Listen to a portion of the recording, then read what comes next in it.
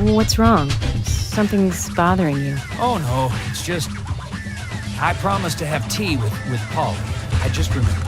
What's that got to do with anything? Yep, you're right. This just isn't the time, I know. But it's... well, she reminds me of my mother who passed away. Kaysen. I've been a salesman for a long, long time. I never had time to talk with my mother, you know. Sales, they were the thing for me. No matter what happened, this was more important. So even when she was sick, I put more energy into my work, which I regret now. And you know, when I heard she died, I was on my way home, all happy. I closed a big deal in Jersey. Just when you want to give something back, you got no one to give it back to. Well, that's when I met her, Polly. I thought heaven had given me another chance. I really did. So I always stay in that hotel whenever I come up here. Oh, sure, the rooms are great, but in all honesty, I go there because I want to talk with Polly. Does Polly know all this? No way. I'd never say anything so embarrassing to her. She'd think I've got some crazy mother complex or something.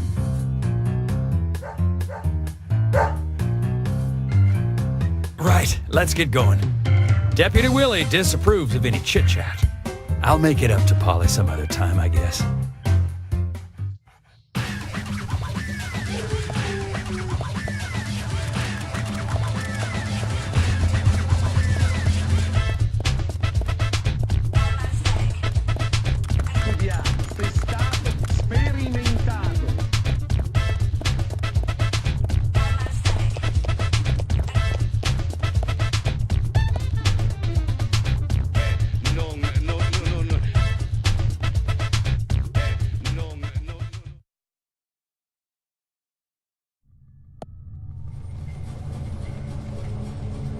Zach, I'm hungry, but I can't do much about that at the moment. Thomas is certainly a great cook.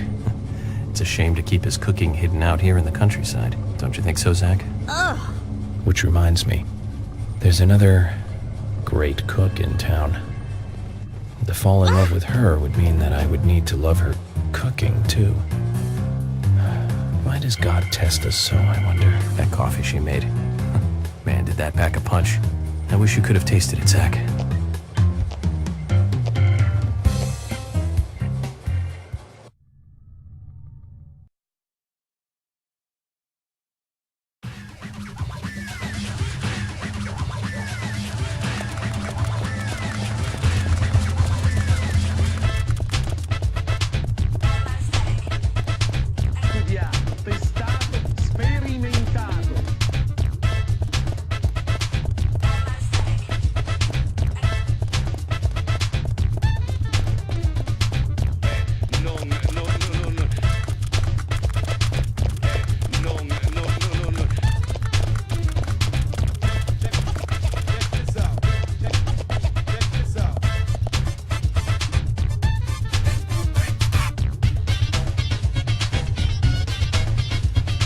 It's only a hunch now, but I don't think Nick killed Diane. What do you mean? Me and Diane, we were, pretty close. Sure, some people might have moral issues about it all, but I'd like to think that I knew her pretty well. Every time we finished talking, she'd bring up art. I'd make a face, boring. And she'd always say, "You're so different from Nick. He's so much more intelligent." Sounds like something she'd say. Nick was one of the few people who she could talk to, And vice versa for Nick, I suppose. Diane also told me that she was best friends with Nick. He'd have nothing at all to gain by killing her. I can't believe that one would try to kill the other. I just can't. But even the best of friends can end up in the worst fights. Still, the voices and footsteps I heard that night, they were something else. Much more violent, more horrifying. Diane's voice sounded different, too. Different. Hard to explain. Of course, I couldn't make out what she was saying. You told York all this? Of course I did. What did he say? I know, that's fine. Something like that.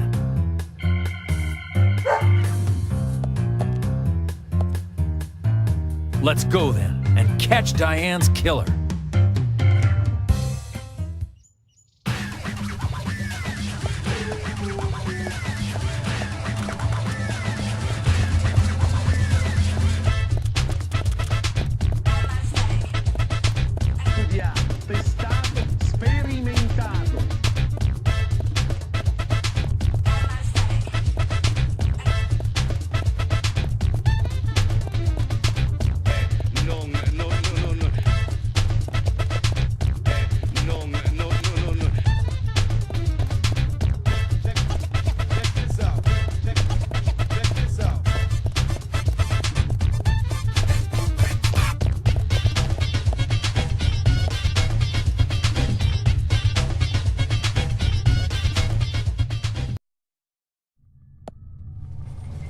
Zach, about Emily. Don't you feel almost nostalgic looking at her? I don't think I've ever felt that way looking at a woman before. No, I'm wrong. It's a long time ago now, though. Do you remember that incident, Zach? Anyways, I was very surprised when she came to my hotel room. Not in a funny way, don't get me wrong. It was really exciting, though. I thought I heard my heart thumping inside, you know? It's inappropriate during an investigation. Right, Zach?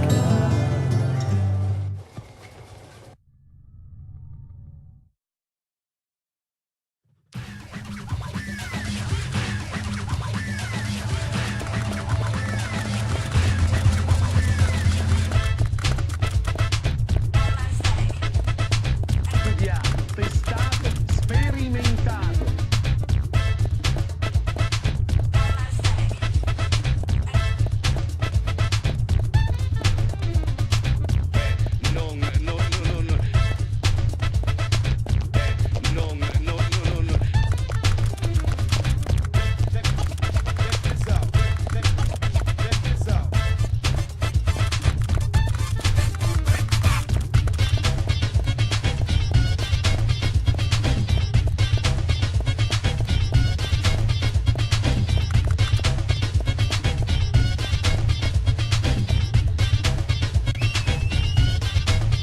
Hey, where are you going? Deputy Willie, he's over here. Come on, hurry.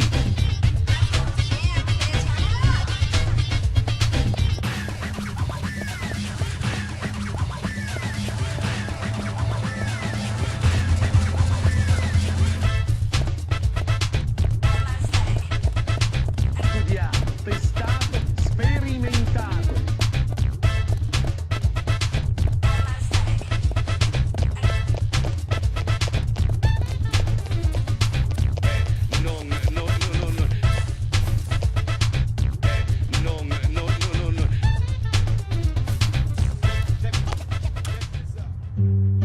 Are you close to the Ingrams? No, I mean, well, I always say hi when I see them at their store. Don't you think they make a wonderful family? I guess so. Including Jim, I suppose they do. Indeed they do. The ideal family, I'd say. You know that I look after Isaac and Isaiah pretty often, right? They talk a lot when I take them out. Yesterday, Mama and Papa, and this morning, Grandpa, always about their family. Just listening to them makes me feel so happy. I don't have any brothers, you know. Maybe I'm a little jealous of those two. That's why when I come here, I always pay them a visit. Greenvale is really like a second home to me. I can tell. Deputy Willie's calling again. Enough about me. Let's get going.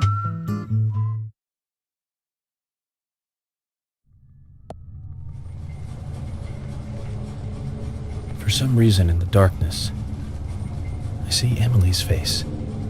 When I first met her on the bridge, she looked so dignified. And that glimmer in her eyes when she argues every word I say. Her blonde hair lit by the dawn. Eating steak at the diner. Giving me directions in the car. The horror on her face in the gallery. And that coffee she made. And it's like she's a goddess in a tight dress. Zach, let's pray that she doesn't become a real goddess.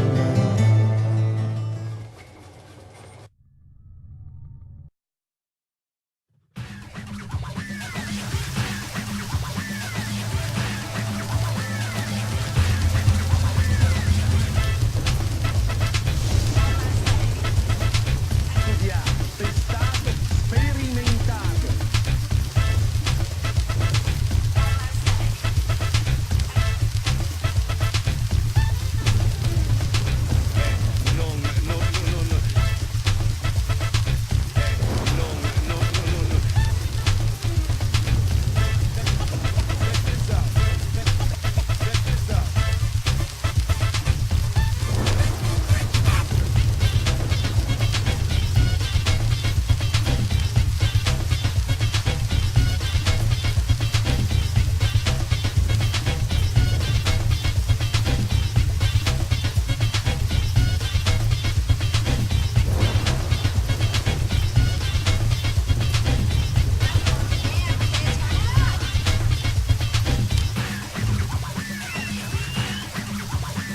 Hey, where are you going? Deputy Willie, he's over here. Come on, hurry.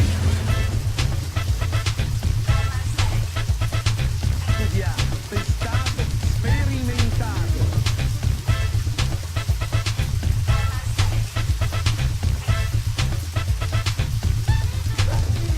Willie, York is nearby? Good job, Willie. Can we stop running now, please?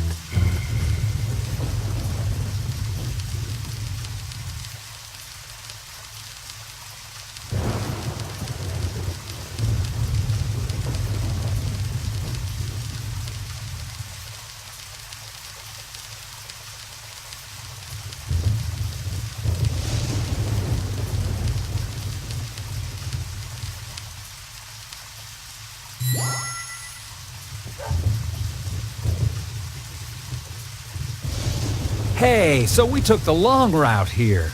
You weren't playing with us, were you? George, we've found out where York is. George? George!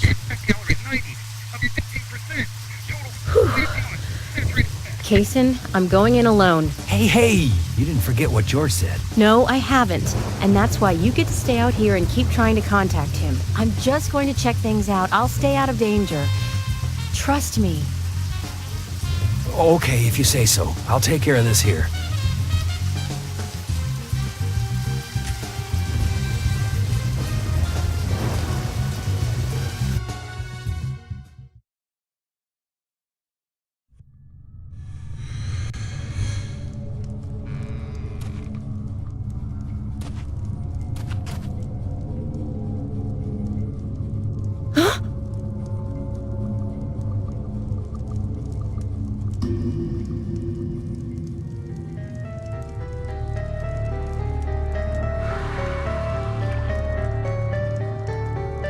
Freeze!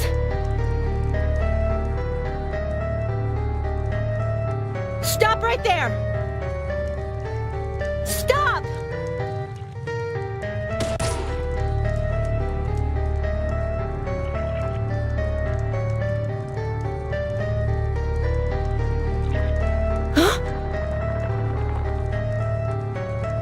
What the hell?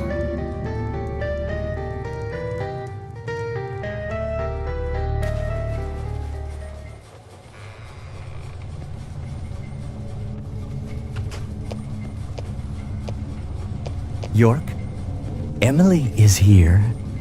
Time to say goodbye then. Thomas, let me tell you one more time. It's not too late. I can help you. Just untie me and let me go. If you don't, the situation will be irreversible, unfixable. York, no situation is reversible. Didn't you know that? Everyone, everything proceeds along a path preordained by fate.